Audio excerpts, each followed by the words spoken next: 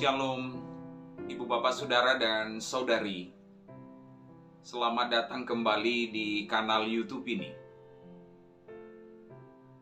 Hari-hari ini kita banyak melihat salib ada di mana-mana. Ada di altar gereja, ada di dinding rumah, ada di jari, di tangan, bahkan mungkin di telinga. Dari salib yang sangat bermakna sampai salib yang adalah hiasan-hiasan biasa. Itulah salib yang kita temukan sehari-hari dalam kehidupan kita sekarang. Tetapi tidak sama ketika murid-murid mendengar kata salib.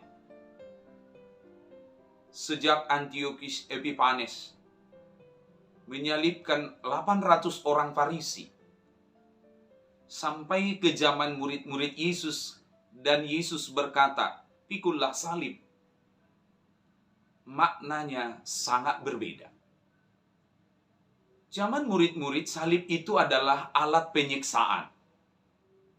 Zaman murid-murid, kalau orang sudah memikul salibnya, yang ada pasti dia mati. Dan kematian itu sudah menantinya. Penderitaan itu akan menghampirinya. Itulah salib ketika ayat ini disampaikan. Saya bacakan selengkapnya buat kita semua. Matius 10 ayat 32 sampai 39. Setiap orang yang mengakui aku di depan manusia, aku juga akan mengakuinya di depan Bapakku yang di sorga. Tetapi barang siapa menyangkal aku di depan manusia, aku juga akan menyangkalnya di depan Bapakku yang di sorga. Jangan kamu menyangka bahwa aku datang untuk membawa damai di atas bumi. Aku datang bukan untuk membawa damai, melainkan pedang. Sebab aku datang untuk memisahkan orang dari ayahnya, anak perempuan dari ibunya, menantu perempuan dari ibu mertuanya, dan musuh orang ialah orang-orang seisi rumahnya. Barang siapa mengasihi bapa atau ibunya lebih daripadaku, tidak layak lagi bagiku. Dan barang siapa mengasihi anaknya laki-laki atau perempuan lebih daripada aku, ia tidak layak bagiku. Barang siapa tidak memikul salibnya dan mengikut aku, ia tidak layak bagiku. Barang siapa mempertahankan nyawanya, ia akan kehilangan nyawanya. Dan barang siapa kehilangan nyawanya karena aku, ia memperolehnya. Demikian firman Tuhan. Pertama-tama, kita diajari bertekad untuk bersaksi. Memberitakan Kristus di tengah-tengah dunia. Betapa istimewanya kita ketika kita memberitahu dia, memberitahu dunia tentang dia, dia pun akan memberitahu Bapa tentang kita. Maka jangan menjadi Kristen yang diam. Orang-orang muda zaman sekarang menduga dan menyadari iman itu adalah privasi. Anak-anak muda sekarang semakin menggeser kekristenan itu kepada hal yang sangat pribadi. Tetapi Ibu Bapak Saudara, Injil Yesus Kristus menurut Matius ini mengangkat iman itu ke hal yang sangat umum, yaitu publikasi, kesaksian, memberitakannya di tengah-tengah dunia. Itu poin yang pertama. Lalu yang kedua, benar-benar mengasihi dia. Kalau tadi diajari bersaksi di ayat 32 dan 33, di ayat 34, jangan kamu menyangka bahwa aku datang untuk membawa damai di atas bumi.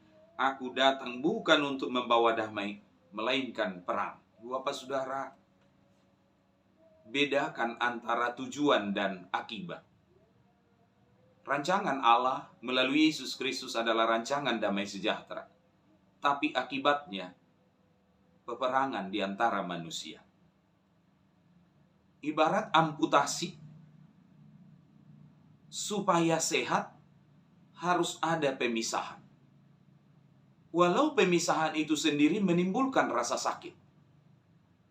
Ada seorang penjelajah dunia Arktik menemukan bahwa wilayah Arktik itu damai, tapi suram, tidak ada kehidupan. Barulah setelah matahari itu kemudian bersinar, es-es itu lalu pecah dan terbelah. Dari sanalah mulai damai yang bernama kehidupan itu mulai terjadi. Jadi memang betul, di mana ada terang, di situ kegelapan pasti menyingkir. Di mana ada kebenaran, di situ kebohongan pasti melarikan diri. Kalau dua-duanya bertahan, pasti akan ada peperangan, ada ketegangan. Lalu pertanyaannya, kenapa ayah dan ibu, ayah dan anak, ibu dan anak perempuan, anak menantu dan mertua, kenapa mereka? Karena kalau orang lain yang menyangkal yang kita imani, menolak yang kita imani, kita mungkin tidak terluka.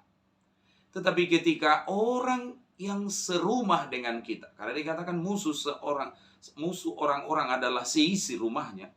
Kalau orang yang mengolok-olok iman kita adalah saudara kita sendiri, keluarga kita sendiri, maka pada saat itu hati kita akan terluka sekali. Maka poin kedua, kasih kita kepada Allah harus jauh lebih besar, harus lebih tinggi dari segala-galanya. Ada alasan kenapa Yesus tidak memberikan panggilan itu kepada dua calon murid itu. Yang pertama, karena dia belum dan masih akan membereskan urusan-urusan dengan keluarganya. Masih menunggu warisan dengan keluarganya. Mengimani Kristus adalah garis lurus. Hormat, tunduk, patuh hanya kepada Dia. Dan ayat ini bukan sedang mau memberitahu bahwa kita harus menolak keluarga, meninggalkan keluarga. Sama sekali tidak. Allah mengajari kita menjadi berkat bagi keluarga. Tapi pilihan harus tetap ada. Dikala hubungan kita dengan dunia ini menghalangi dan membatasi kita akan mengasihi Allah, maka jalan terbaik adalah mengasihi Allah demi menyelamatkan kehidupan ini. Lalu yang ketiga, dilanjutkan dengan ayat 38. Barang siapa tidak memikul salibnya dan mengikut aku, ia tidak layak bagiku. Apa itu salib? Ibu, bapak, saudara, salib itu tidak semata-mata kesulitan penyakit yang kita alami, beban dan pergumulan kita sehari-hari. Dalam konteks ini, salib adalah hasil dari semua langkah-langkah kita bersama Yesus. Ini namanya salib adalah hasil dari dedikasi kita kepada Kristus. Dan untuk itu dikatakan pikul salib. Pertama-tama kalau orang sudah disalibkan hanya satu, hadap satu arah. Salib itu hanya menghadap satu arah, tidak pernah dua arah. Kita hanya tertuju pada tujuan Kristus atas kita. Pikul salib artinya kita tidak boleh lagi kembali. Salib itu hanya berbicara satu, tujuan berikutnya. Dan yang ketiga, ketika kita memikul salib kita, hanya dengan Kristus, semua sudah selesai. Kita hanya ikut dengan Dia. Dan dikatakan, ikutlah aku, bahwa kita tidak boleh satu langkah pun lebih dari atau melewati dari apa yang dijalani oleh Kristus. Jadi ikutlah aku. Kita hanya ikut Dia. Ibarat gambar anak kecil, sketsanya sudah ada. Kita tidak pernah harus mencari langkah 3, langkah 4. Karena yang kita ikuti cukup langkah-langkah Dia saja. Dan lalu ditutup dengan barang siapa mempertahankan nyawanya, ia akan kehilangan nyawanya. Dan barang siapa kehilangan nyawanya karenaku, ia akan memperolehnya. Seorang anak kecil dia punya mainan perhiasan imitasi. Dia suka sekali. Lalu ayahnya meminta, "Nak, marilah papa siapkan gantinya." Anak itu tidak mau memberikannya. Lalu diminta sampai kesekian kali, lalu anak itu memberi. Lalu kemudian dia mendapat yang asli. Kita mungkin banyak yang hanya mau mati dengan masalah kita, kekesalan kita, kemarahan kita. Tapi Bapak Saudara, menggenggam tidak akan mendapat segala sesuatu. Tapi dengan memberi, disitulah kita beroleh kemenangan, kebahagiaan, dan disitulah kehidupan itu kita datapkan kembali.